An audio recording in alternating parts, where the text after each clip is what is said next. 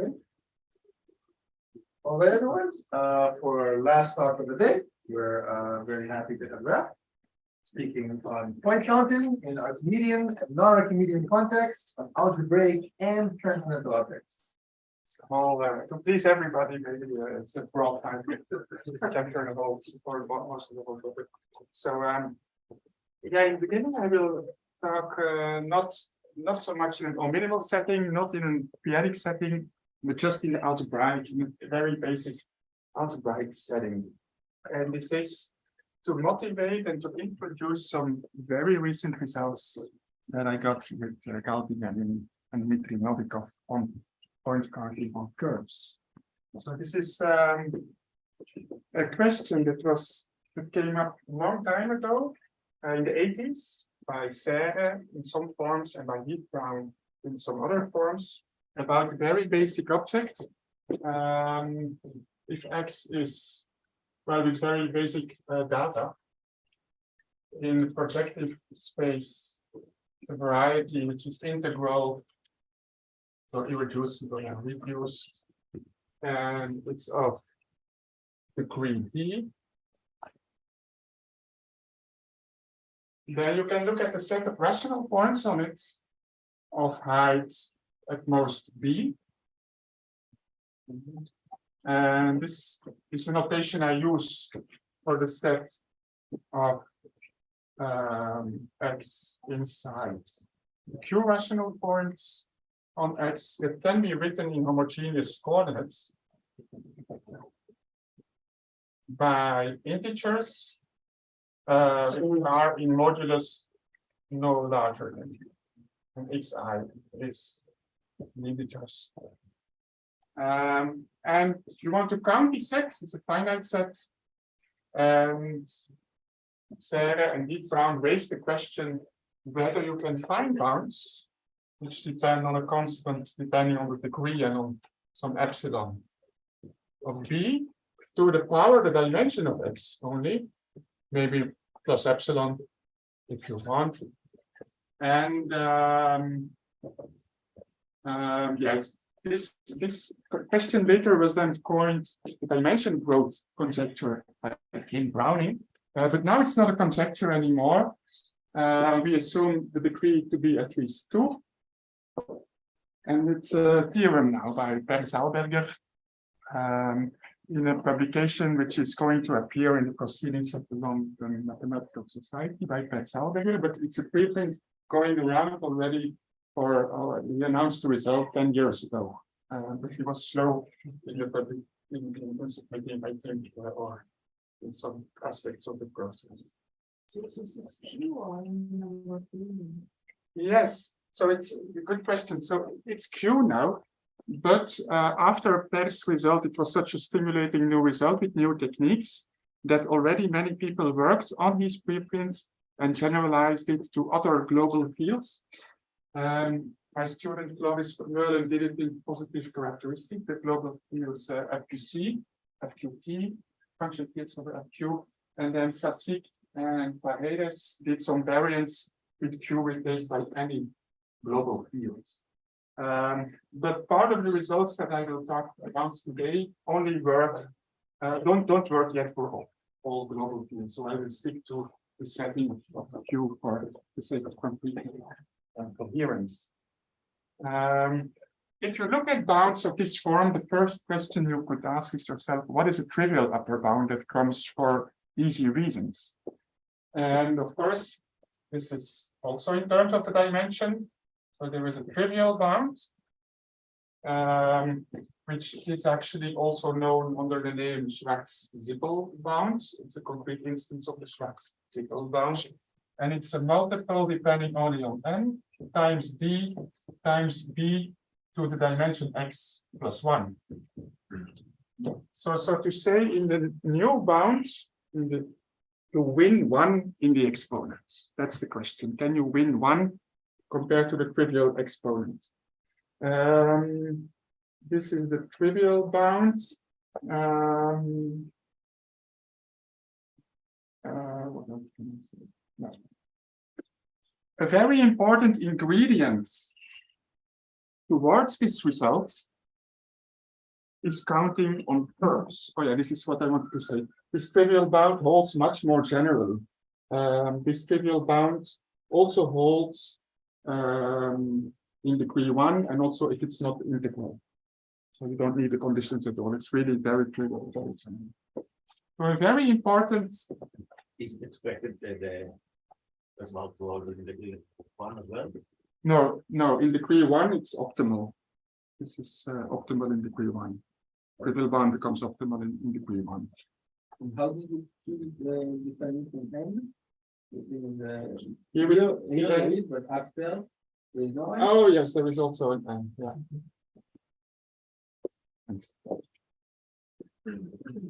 A very important case towards this result is accounting on algebraic curves. So let me recall that. So with the same notation, if dimension of x equals 1, then actually you can do better and finer. You have finer upper bounds, which began in a study by Pompieri and Lille, where you can count the q rational points up to high p as a constant depending on n, d, and epsilon times d to the power 2 over d plus epsilon. So if the degree is large, this is much better than the dimension plus epsilon. This is an important ingredient because it gives you a first approximation to a proof of this result by solving. And to explain that reasoning, let's switch to the affine setting. And in the affine setting, the notation and the bounds is similar, but a little bit different. So x is in an over q. And now I use, for convenience, I count integer coordinates. So I take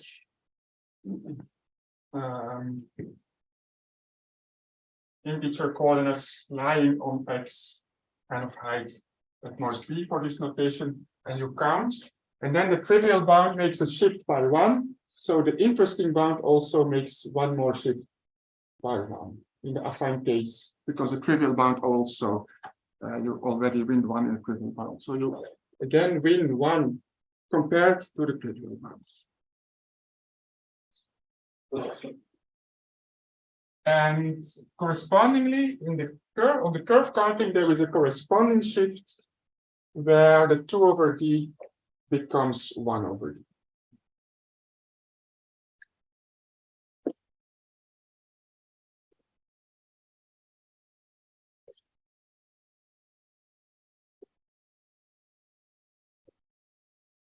If you want to prove this result, the first try is to go by induction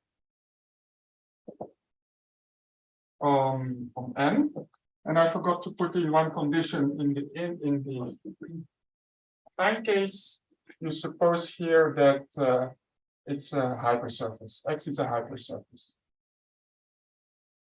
So the dimension of x is n minus 1. And there is one extra condition that I will show when I'll explain the proof. Induction on n. And in a first attempt, one can try to use the curve case as the induction basis.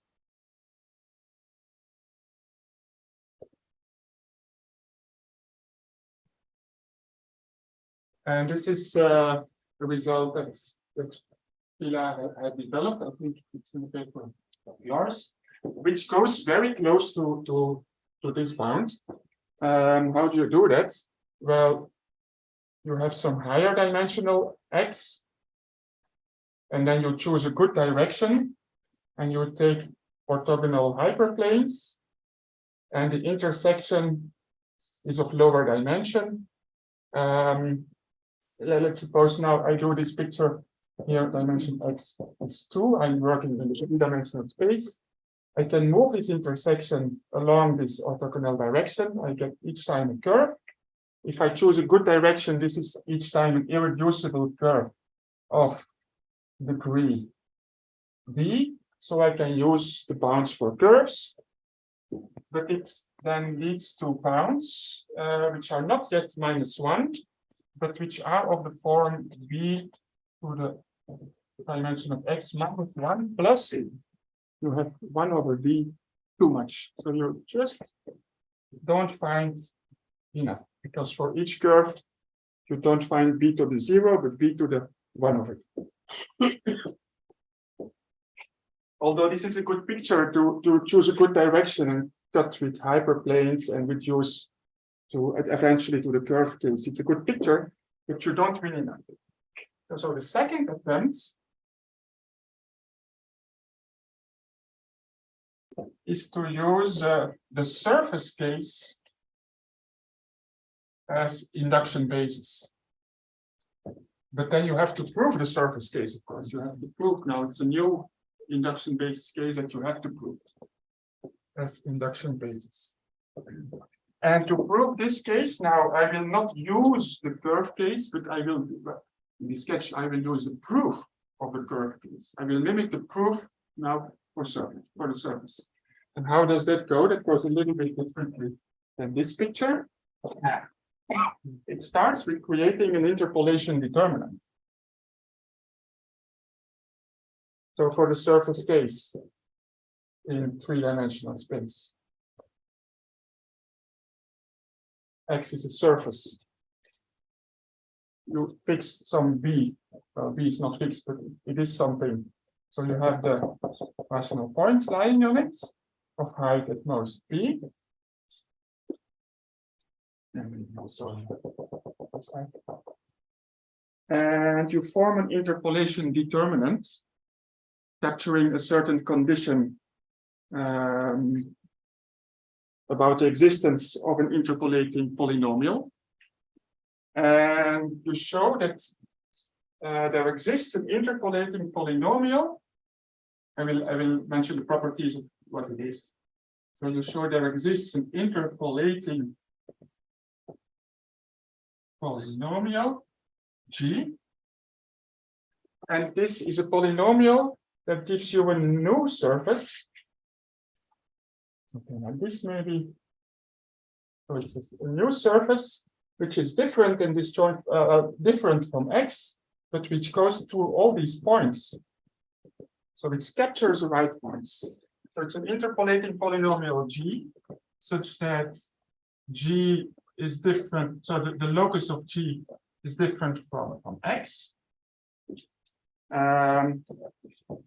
The degree of G is at most a constant depending on D and epsilon, say, times B to the square, 1 over the square root of B. And this is the square root appears because I'm in one dimension higher. For curves, the square root would not appear, but for surfaces, square root appears. And the most important property of this interpolation determinant, G vanishes on this set that I denoted by X, Z, comma, P. So G vanishes on that whole set. It does not vanish identically on X, and its degree is very low. That such a polynomial exists, and then maybe you can add plus epsilon. That such a polynomial exists is inspired by Thalberger's work, but it has been proved even without epsilon by Walsh. So you find a single polynomial of this degree that vanishes on all these points. That's without the epsilon by Walsh, which then led to improvements that in most of the results you can then correspondingly get rid of the epsilon. Only in very few cases you still need the epsilon at the moment. I will come back to that a bit later. So what are those points that you're incorporating from? The further point of the height? All the points in this set X, Z, B. So of the given height on the surface. Yeah. So the interpolating polynomial depends on the b, but the degree is bounded in terms of b as well. Are these in the surface now or why? Now you have two algebraic surfaces, the initial one and an auxiliary new one, which is given by g equals 0, the interpolating polynomial equals 0. Describing the proof of the concept, not how to use it. I'm describing the proof for the surface case, induction basis, yeah. Did you change marker? Yeah, the Change? Yeah. Yeah. And now you take the intersection. X intersected, In three-dimensional space. yes. X intersected with the locus g equals 0. This is now a curve of degree at most. X itself has degree d, and g has degree c times b. At most, this due to the 1 over it's very big d. So it's a curve of potentially much higher degree, and also it's no longer an irreducible curve, just a curve. So we have two problems. The degree becomes higher and higher. So we have curves of higher and higher degree, and it's no longer irreducible. So what do you do? For the first problem, you decompose into irreducible components.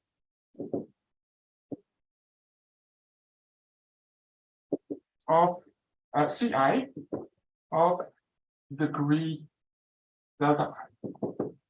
So delta I is at least 1, could be a line. Ci could be a line, but it's no larger than A times C times B to this exponent. So you could have a single curve with maximal degree or many curves with lower degree. So let me explain you the extremal cases, how to finish now, because we still have a problem. One maximal case is if some of the curves have degree equal to 1, and then you take them all together. Ci, you take all the Ci of degree 1, and here you need, at the moment, you need an extra condition that if x is given by a polynomial f equals 0, for notation, I take the highest degree part, homogeneous part of degree d of f, and I need here that this is, well, it's in the picture since Deep Brown and Zalberger and Browning worked on this. The FD should be irreducible. So not only x should be irreducible, but also the highest degree homogeneous part should be irreducible. And then using this condition, you can show that actually all these lines together lying, they don't contribute many points.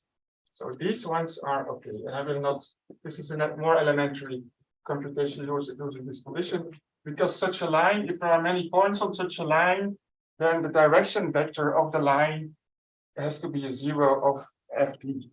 And if FD is irreducible, you can do the point count on a curve, on the curve given by FD in projective space. So you win there. If delta I is at least 2, then you know you get a better bound on the curve Ci. The points on Ci, Z, B are not so many. They are C, the constant now depending on delta I, times B to the power 1 over delta I. Maybe perception on the one. So for small degrees, this is good enough. But for large delta, it becomes necessary to understand how the constant depends on delta. Because if this blows up, delta becomes as big as b to some power. So if this dependence on delta is very bad, then you're screwed. So this is part of the motivation now to go a bit beyond this.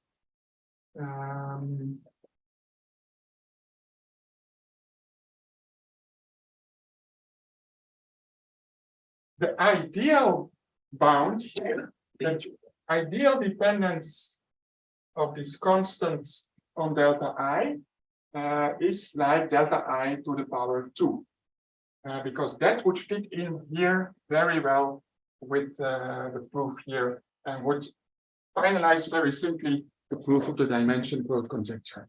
But Zalberger, when he worked on this, he didn't know, he was not able to show it, but he raised it as a question. So in his work, he had the following question.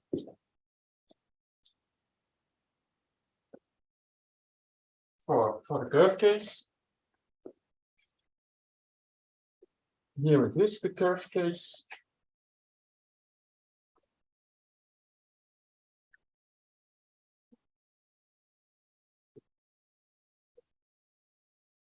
That you can have here a constant no longer depending on d, only on n, and then d square plus epsilon. This is a question.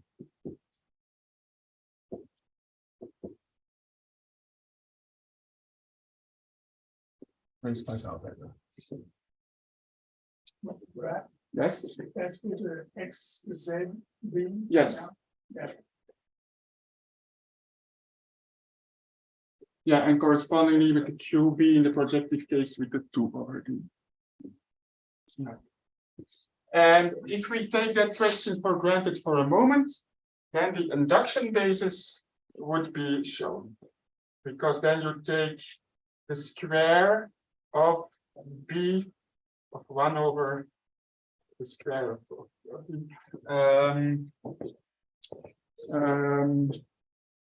That would prove the dimension growth conjecture, the induction basis case for degree at least 4. And I have to say for degree 3, the epsilon is still necessary, and one needs even the epsilon to be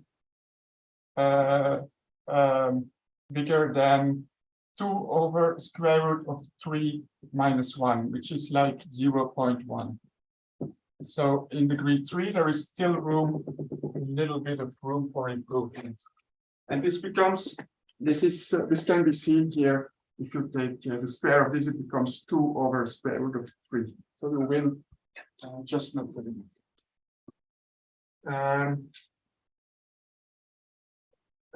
So this is motivation for Zalberger's question. But then if you have this induction basis for surfaces, then you are done by the same trick I explained before, by cutting with hyperplanes in a good direction, and then that drops the dimension, and you move the hyperplane just along a line from minus b up to b, and you count each time, and you're done. So this induction basis case is the most important situation. Let me sketch some recent progress in this context. As I mentioned, Miguel Welch, he got rid of the epsilon in a team with Kastrik, myself, Dittmann, and Nguyen. We rendered the whole story, all the constants polynomial in the degree D, and still without epsilon. In the dimension growth conjecture for degree at least 5. So there is a little bit, put this into double brackets. So this is a small improvement, but for the curve counting, we got a d to the 4 instead of d square. occur. So this is still very much useless. It would only go, the scheme of the proof would only work for degree at least 16. So it's not good enough. But interestingly, we also showed lower bounds. So the d square times b to the 1 over d times a fixed constant is a lower bound for infinite many curves and for arbitrarily large d and b for the counting on a curve up to height b. So for These curves, they have high degree, but they can't have high genus, can they? Curves, you're having curves with a lot of points on them, right? yes, they So can that- also have high genus. Then they have finitely many points, but you don't know explicitly how many. So this gives a uniform upper bound even if the genus is large. So as B gets bigger, you'll be taking more and more complicated curves. Yes, Okay. and here this is the point, it lies in the uniformity on all the curves. Okay, so you. Yeah. So for large D and B, for any magnitude of D and B, you can find a curve where this lower bound holds for a fixed constant C. So this shows the optimality of Zalberg expression.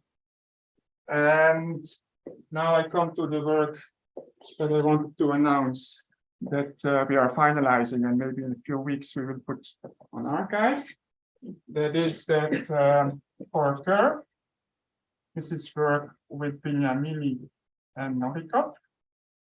For a curve X, if you count on it, to height B, you indeed have no more than, let me put the n, if you work in a larger abelian dimension, times d square, so we don't need the epsilon in the exponent of b, times b to the 1 over d. We don't need the epsilon in the exponent of b, but at the cost of introducing some polylogarithmic factor of logarithm of b. So this is optimal except for the kappa and the c. We don't determine the kappa and the c in an optimal way. But for the rest, it's really optimal by these lower bounds. Any genus, but it's uniform completely in the degree of the curve, and yeah, that's the point. So it's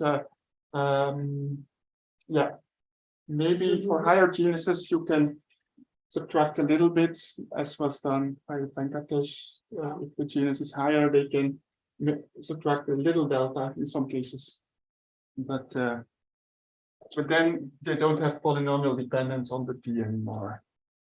But they have just some constant depending on b then. So this gives in particular, it gives a new and short proof of the dimension growth conjecture, where there is only wiggle room in degree 3 to make epsilon still a bit extra smaller. And this wiggle room comes exactly from the square of this value. And the previous proof by Zalberger, in fact, was very, very clever and very beautiful tricks to avoid not having the d square. So he made a long tour around it to avoid not having this. So let me explain a little bit about the proof of this result. Good. On the curve counting, and then I promise I go to non-Archimedean settings soon and to transcendental objects also.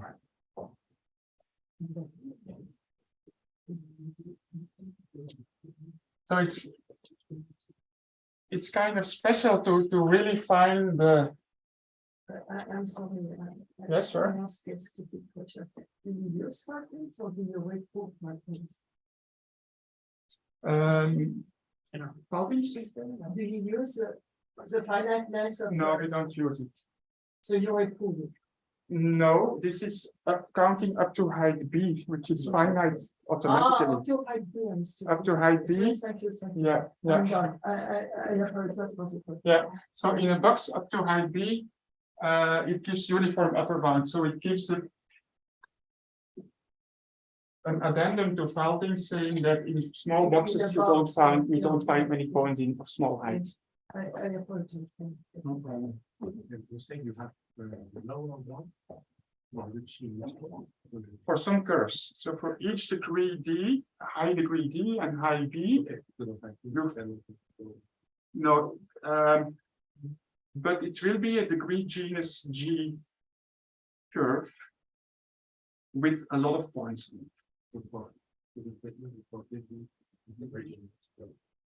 Yes, Do you know how to find these curves, or is it just an existence proof? it's an explicit calculation, so you just make a list of stupid list of points. And you can find a You curve. find a curve through it, and then by some extra tweaking of the curve, you make it irreducible. By adding a top degree part to it, you make it irreducible. So it's an easy explicit lower bound where you have a curve going to a lot of points.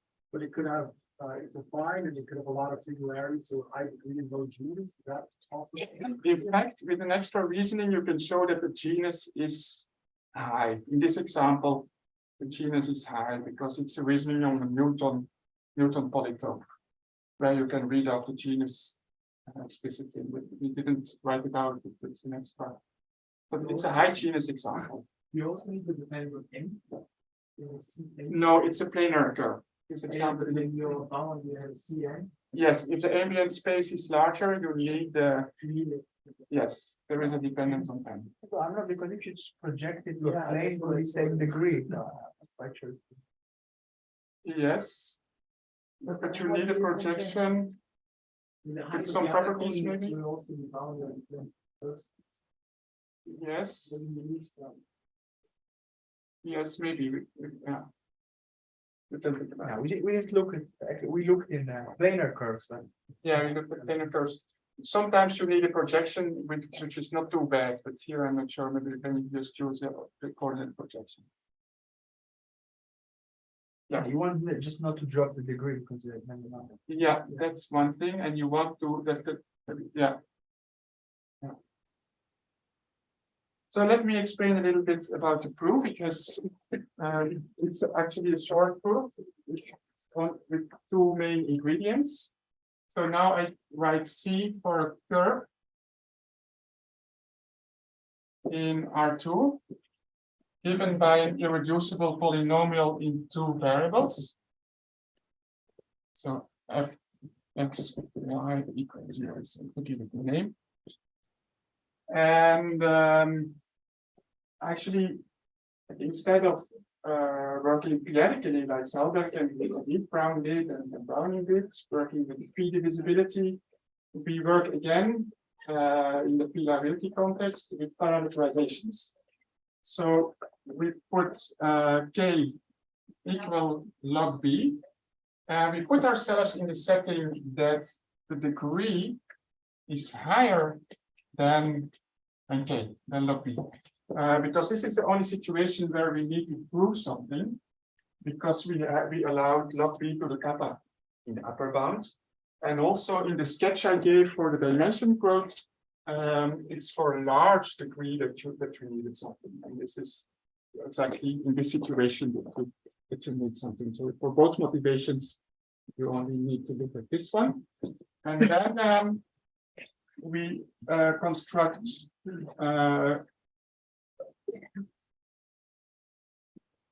we write it as a finite union of d square polynomial in k many pieces that is equal to C union of a finite set.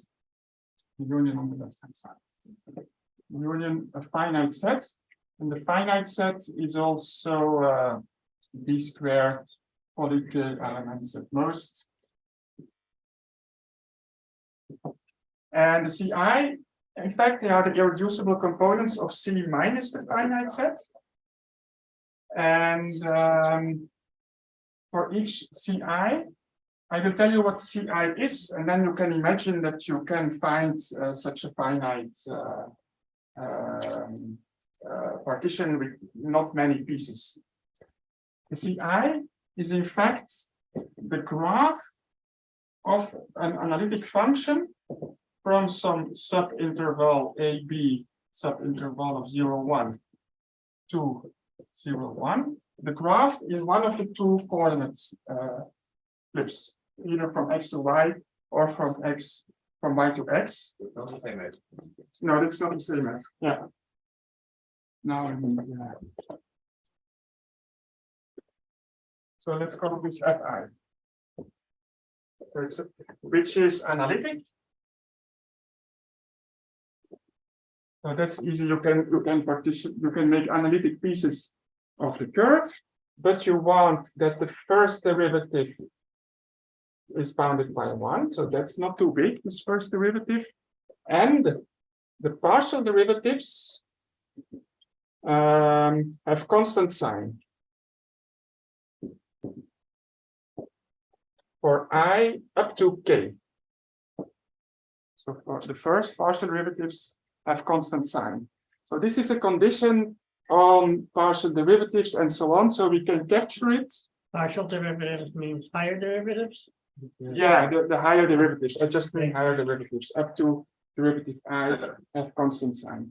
So this is captured in a small number of pieces. And then once you have this, it's known that you can reparameterize such pieces.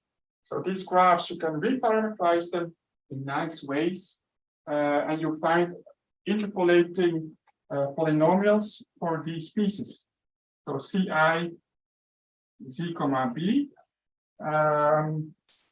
is covered by a low number poly k many interpolating polynomials.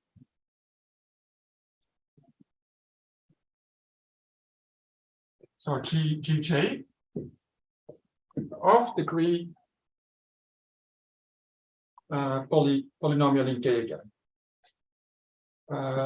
So this is the results in the book by Wilkie, that once you have analytic and the derivatives don't change sign, you can reparameterize in a nice enough way to find so many interpolating polynomials for this piece. But we have these square pieces. In some sense, maybe it's also in the work of Pila. Yeah. You also had this condition of derivatives with signs. Yeah, and it goes back to Bombieri-Pila in spirit. But even specifically to get parameterization with this sign condition, it was in some form already in Bombieri. Yeah, and you generalize this technique to higher dimension in some way in the sharp, paper. Yeah, because now this is for curves, most handily for curves. So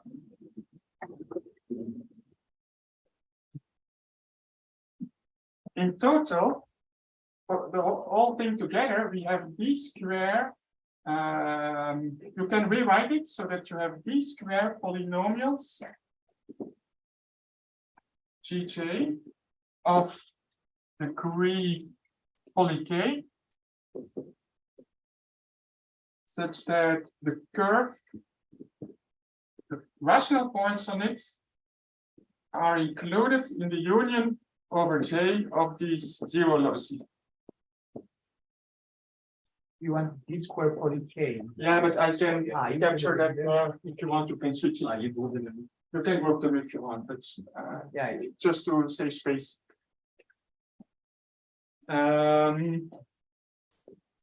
But now the typical way to proceed is now to use Bezout. For each of them, you use Bezout. You cut Gj with C, but Bezout gives an extra degree d factor, because Bezout gives degree of this times the degree of the other. So that would not be good enough because we already have d square many, and the zoo would be the d cubed many times poly k. So Gal and Dimitri came up with an extra ingredient related to Chebyshev systems and a criterion by Polya to show that something is a Chebyshev system to get rid of this extra factor d. So what is that? It's actually a little bit similar, a partition into pieces, maybe a slightly different or slightly finer partition into curve Ci. So that again, Ci union a finite set equals the original curve. And then of course you can superimpose both decompositions if you want. And Ci, remember, was a function. So we keep that kind of condition, but it's a graph of Fi. And we look at monomials, x to the j times Fi, or x to the a times Fi to the b, where a and b go up to k. So these are monomials. A and B were your interval limits. Hmm? You had an interval AB. Oh yeah, a and b is not interval limits. That would be fun. So mu. Didn't say anything about the I to 9. No. So mu and u, where mu and u are up to k. So these are the monomials on the graph up to the degree k. And the linear span of these monomials is of dimension poly k, of course, k squared, like k times k minus 1 over 2 or something. And there is a condition saying that they form, or definition when this span forms a Chebyshev system. And that means that any non-trivial element in this linear span has at most the dimension -1 zeros. So any non-zero element out of this span has less than the dimension of the span zeros, isolated zeros. Then it's called a Chebyshev system. And then if that would be the case, if that happens, then you find less zeros than Bezout would give you, because any polynomial of degree k can be written as a linear combination of these, and you have not so many zeros. So to show that you can choose the Ci so that they form a Chebyshev system, that's a criterion by Polya. And that's a criterion on a Wronskian. So you have to form a certain matrix filled up with derivatives of the functions. So it's a Wronskian. I will not give you all the details, but it's filled up with I and then some partial derivatives, so to say, or is it with the derivatives of these ones? And so you work with the Wronskian criterion, especially to create the Ci. So you control the degrees, and the size is like poly k. It's a matrix of size poly k. So all the derivatives, it works well together. So this was a new ingredient. I just added the criterion just said if all of these Wronskians are non-vanishing, then you have a Chebyshev. Yeah, so the determinants have to be non-vanishing, and then you create the pieces so that on the piece that is happening actually, that it's non-vanishing. Yeah. Can you say again what is the property of those pieces that makes sure that there are not many zeros? On the piece, the linear span of these monomials in X and F, any non-zero, well, any linear combination of these monomials has not many zeros. And not many zeros meaning less than the dimension. So less than polycade zeros. And to get this, you just need to know that these Wronskians are non-vanishing. So the Wronskians would be actually polynomials in the ambient space, and if you just remove the places where they intersect C, you would be left with pieces where the Wronskians don't vanish, so you get the Gibson. And also remember, Fi covers the graph of Fi is a curve of degree d. So by the zoo, you would get k times d because it's a polynomial of degree k, poly k on a degree d curve. So that potentially gives much worse, much many more zeros than the Chebyshev system. Okay, that's it for the new result and its motivation and the context. Let's now do some small 15 minutes about transcendental objects and also non-Archimedean worlds. I was born actually in a non-Archimedean setting to some extent, so I'm always happy to go back and talk a little bit about that.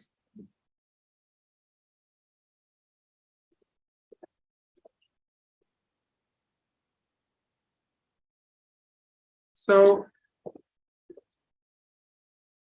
for a subset in R to the n, which lives in an O-minimal structure, by the Pila-Wilke theorem, you know that if you remove the algebraic part of X, which I won't define again, but you can call it just the transcendental part of X, and if you then count on it, the Q points of height at most P, you find typically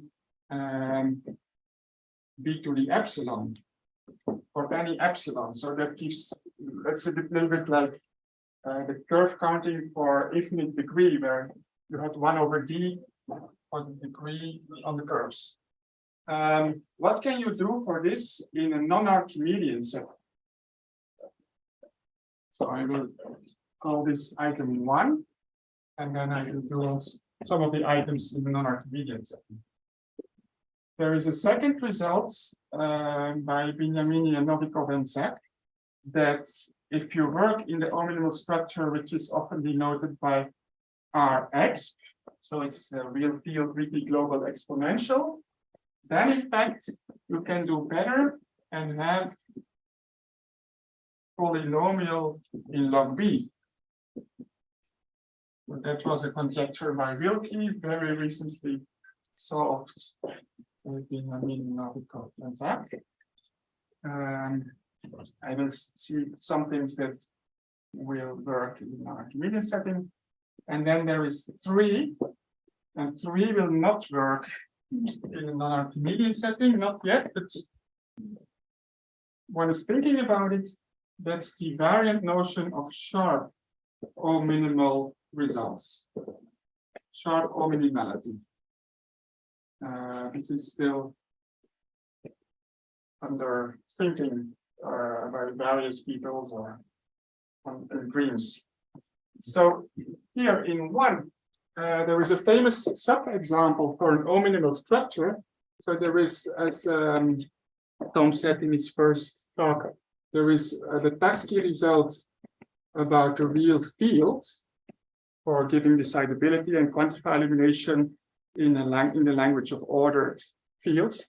This has an analog on QP, and it's not so well known as Taksky's results, but it's due to McIntyre, who have also some very nice description of the semi-algebraic geometry with quantified elimination and decidability and so on in the McIntyre language, not in the ordered field language, but in the McIntyre language. And there is a follow-up here that was introduced by Hironaka in some way. The sub-analytic, the globally sub-analytic subsets of Rn, they also form an O-minimal structure. Hironaka, of course, did not talk in terms of O-minimality, but he introduced the globally sub-analytic subsets. You can do exactly the same, introduce globally sub-analytic objects of QP to the n, And then that forms also a very nice concrete structure where you have some analytic functions on ZP to the n that you add into the ring language, and you have some transcendental objects. So in this particular example, there is a lot known on the non-Archimedean side in work with Comte and Lazare, but also with Forêt and Lazare. So you have some sort of quantified animation for automated functions? Yes, in this here you add all analytic functions from ZPN to ZP. So the converging power series is restricted to a compact. Here also the global subanalytic nature comes from restriction idea. That you can count and bound in terms also of b to the epsilon. So that's the first instance, I would say, of an analogy with the O-minimal setting. But very recently, the FPT case or even FQT case has been treated. Well, with Forêt and Lazare, we could do it for large characteristic, but now by Bignamini and Kato, Fumihiro Kato, they could do all the characteristics. You don't have quantified elimination, so you have to give your set in a quantifier-free way. But then they can treat the b to the epsilon upper bound for all the characteristics. This was for me very unexpected and very beautiful to see arriving. But of course, after Rn, there comes more general O-minimality. Now one can wonder, is there an analog on the non-Archimedean side? Yes. I would like to tell you a little bit about it. Because with Vermeulen, Rideau, and Halupchuk, we developed a notion called Hensel minimality, which is designed to work for K Henselian valued field. So it's a Taylor's notion for Taylor geometry in some first order language on Hensel valued value fields. I will say of characteristic 0. And it's very analogous to the O-minimal setting, and it works also with results that are already very analogous, but not yet as far developed as for the O-minimal case. And let me recall the essence of the definition of an O-minimal structure. For an O-minimal structure, you look at the subsets of the line, and you ask that any definable subset of the line, so in dimension 1, is controlled by a finite set C subset of R, so that if you want to check whether X belongs to X, you just have to look at the signs of X minus C for C in C. And the sign can be negative, 0, or positive. So the sign is an element of 3-point set. And if you know the signs for the finite boundary points of the set, another way saying X is a finite union of singletons and intervals, then you call the structure O-minimal. And if you fix a sign condition for this tuple, you are an interval or you a singleton also. So the things are give precisely the intervals and the singletons. And it's this that we mimic, but the sign function, we replace it by an RV function. The sign doesn't exist on a Henselian valued field, but you have an RV map, which goes from K star. Well, this RV notation was introduced by Uli Shofsky and the Kaistar, I think, together, or maybe before already was used by Uli before maybe. It goes to the quotient of multiplicative groups, where you divide the multiplicative group of the valued field by a small multiplicative subgroup, namely 1 plus the maximal ideal of K. And then you extend it like the sign here, you add the value 0 is sent to 0. So that's a disjoint union of the 0 element you add here and here. You get the sign map replaced by RB, and let's call this RB star, and then the RB sends additionally 0 to 0. And then you get the definition of H minimality up to some details.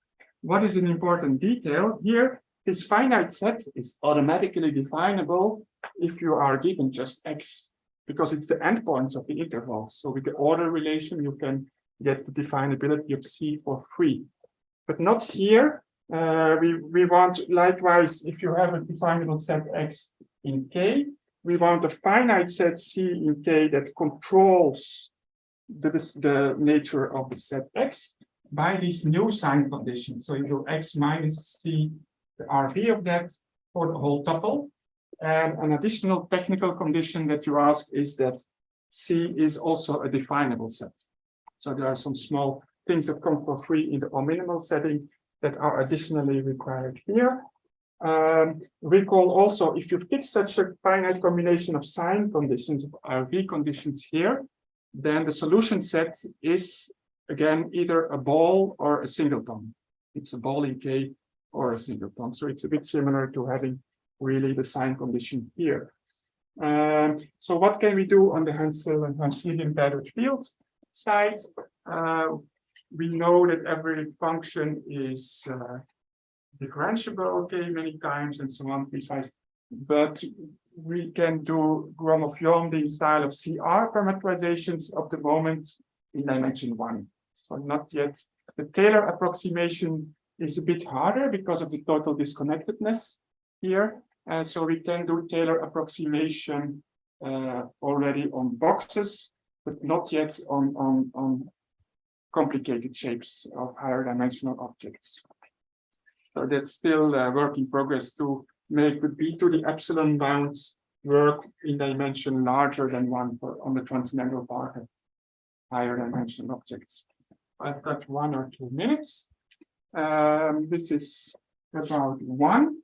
And now let me tell you a little bit about an analog, the non-Archimedean analog of 2. In the non-Archimedean world, there is a concrete setting also with the valued field being CT, the Laurent series field over the complex numbers. Yeah, and see, the notion is for 260. Yes, but you could use an ultra product of FPTs to have some things for large characteristic with that standard reasoning. So for K equals CT, in some work that just appeared with Gao and Dimitri, we have a way of seeing if you have a Fabian germ on the complex numbers. So it's a Fabian germ satisfying certain differential equations or a certain system of differential equations. You can see it as a function on the infinitesimals on this field. So this is a germ on around 0. You don't know how large the germ is, but on the infinitesimals, you don't have to go smaller anymore. It's really on the whole maximal ideal to the power n to the maximal ideal, a corresponding function. So if you have Fabian functions here, we can see them as Fabian functions here. And then we have an analog of the Wilke conjecture for point counting here. But what do you count? And what is the height if you are in CT? So we count slightly differently, more like when you're in FQT. Oops, it's a mouse, not a eraser. Would not work well. So to fill up the last minute, I will tell you what we count.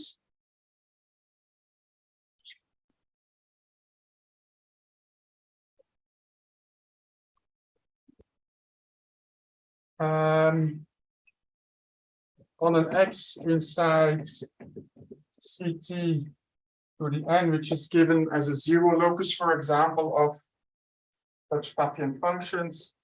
You count typically the coordinates x1 up to xn. Xi should be a polynomial in T h equals h, where h is less than the height. So instead of looking at rational solution, you look at polynomial solutions up to given degree b. So these are potentially infinitely many solutions that you have. So we show first finiteness. In a more general setting, you have finitely many polynomials lying on the transcendental part of such objects. So you look the points on the transcendental part, which are polynomials over C. So the AI is complex. And then in a special case with the Papian conditions, we show that if you count them, then they are bounded by polynomial in B, in this upper bounds that goes for the heights. So that's a kind of really conjecture, because this the degree is like already the logarithm, you could say, like in if you do the analog with FQT and you count all the points, all the polynomials up to a certain degree, take the logarithm that's corresponding counting. So just in time. So thank you very much.